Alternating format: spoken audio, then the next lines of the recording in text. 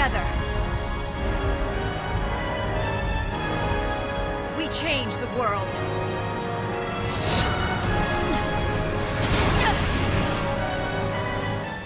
Hello everyone, it's your boy Theo here with a should you pull tier list for the end of March to mid-April batch. This tier list is just my opinion and is not a measure of character strength. Team building is the core of this game and we can make any unit work when properly set up. If you have a favorite, always go for them. Jumping straight into the first event is 6 Warrior Quest Area 4 featuring Vivi and Tifa. Tifa gets no rework to her base kit, but she now has access to Force Echo and a stronger Force ability, also with a slightly upgraded Force Time effect. Now she can do plus 70% HP damage bonus increase per turn compared to the old 60%. There are no changes in her Force Time conditions, so we still need to use a single target attack with critical hits. For players that already have her full kit, this is a decent free upgrade. Her Force attack is powerful and can be used as a nuke finisher at the end of Force Time. But for players that don't already have her kit, I would put Tifa in safe skip. Her niche as a single target oriented attacker is no longer as powerful because other characters are already catching up to her power level. We can use AoE character in a single target fight and still reliably win, so a character like Tifa is not very much needed. Next, we have everyone's favorite black mage, Vivi. He gets a rework across all his base skills, but his most important rework is tied to his BT, which allows Vivi to spam his special HP attack Double Fire. This playstyle is incorporated into his FR with the following conditions. Use a transform Brave or HP attack, and HP is below 100% at the end of turn. These two are on turn condition, and he has one more condition that can be triggered both on and off turn, which is use a fire ability. These conditions can be quite complicated because it's a mix of on turn and off turn, but to simplify, on Vivi's own turn, he can get up to plus 80%, there is 70% from using Double Fire Plus, and then an extra 10% immediately after when the LD follow-up triggers. His allies can take the FR by up to plus 65% per turn, with an additional 5% per off-turn fire attack. Overall, this is actually not a very good FR to be used as primary Force Time. It does not synergize with other echoes because of the Brave HP attack requirement, so I would suggest using a different Force Time and just use Vivi's FR as echo ability. Vivi is an overall solid unit that I place in the U Decide tier. He has good AoE damage, but much like Dark Knight Cecil, his HP drain mechanic can be risky when not managed properly.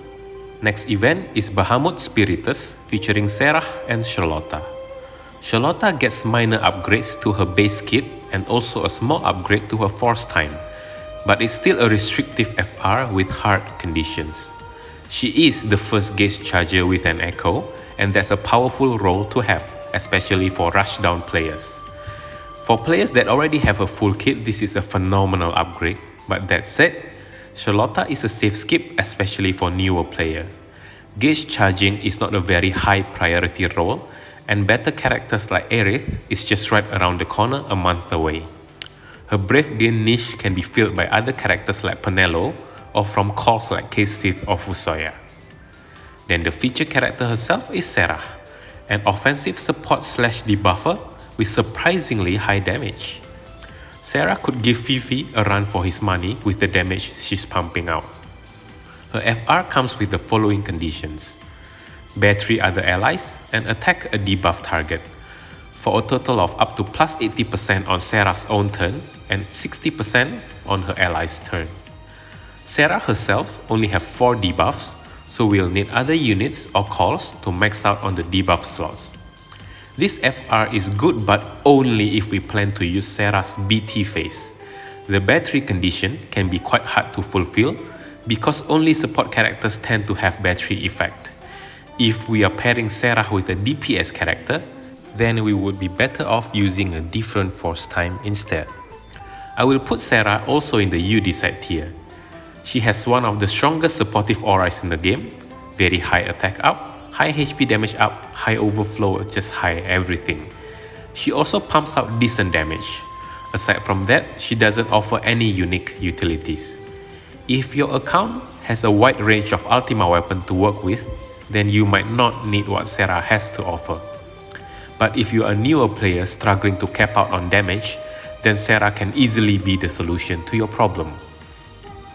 Next is a mysterious event aptly titled Whatever Whatever, probably featuring our resident whatever spouter, Squall. Squall gets a very simple but effective rework, amping his damage to insane values. He gets a BT rework that allows him to spam his EX ability, but more importantly, it features a plus 80% HP damage limit up to himself, and he has an FR with plus 50% HP damage limit up effect. If we combine this with a 5 out of 5 Ultima weapon and his blue armor, Squall has a ridiculous 205% HP damage limit up to himself. This means at least 300k HP damage per dump outside of force time, and that is even before incorporating other BT effects. His force time also comes with easy conditions: use a melee ability and have an active stack-based buff or overhead for an easy plus 70% HP damage up per turn. This comes with the aforementioned 50% HP damage and HP damage limit up effect. This easily cements Squall in the Theo approved tier.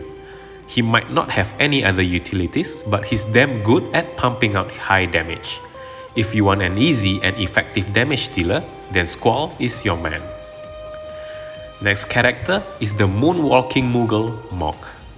Mok is an offensive support with decently high damage and wide range of utility, with healing, cleansing, and paralysis. A jack of all trades that comes with easy FR conditions. Use a range ability, no debuffs, and attack a paralyzed target for a total of plus 70% HP damage bonus per turn. His force ability helps by applying 2 turns of Confuse on all enemies, and it also cleanses 1 debuff from the party every turn. A reasonably generic FR that can be used as the primary force time. Mok goes to the You Decide tier. He has a wide role coverage and can easily fill gaps in your roster. But at the same time, Mok's niche can be covered by calls. Healing is available from so many sources, and enemy debuff issues can usually be handled by a Raijin LD call or the many cleansing calls that we have. Paralysis threat is usually inferior to counter tanking, which segue nicely into our next character, Rubicante. Often lovers rejoice. Ruby is a counter tank with gaze charging, and on release, he's the highest damage counter tank that we have when his BT effect is active. His FR comes with the following conditions: take 0 Brave or HP damage and use a fire ability. He has fire enchant tied to his BT and also provides 100% Brave damage resist to the party to easily enable all of his force time conditions. His FR also comes with a unique effect of 50% turn rate down, so the party is actually slow during his force time.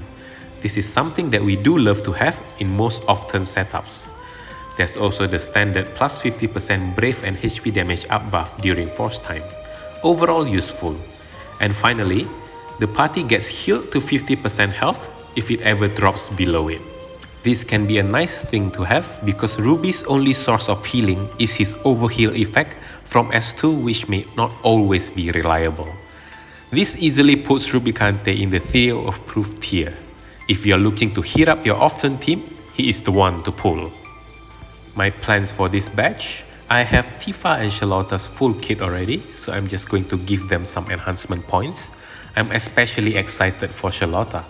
A gaze charger with Echo is what I'm currently looking for to round out my offense. As for the new units, I'm definitely pulling for both Squall and Ruby. Sarah, I'm still unsure. I don't really need what her kit offers, but lightning is now in her attack animations, so I'm a little conflicted. And that's it for the tier list. What is your pull plan for this batch? Let me know in the comments, and if there's anything you disagree with, let me know as well. Thank you for watching, and I'll see you in the next one. Bye bye!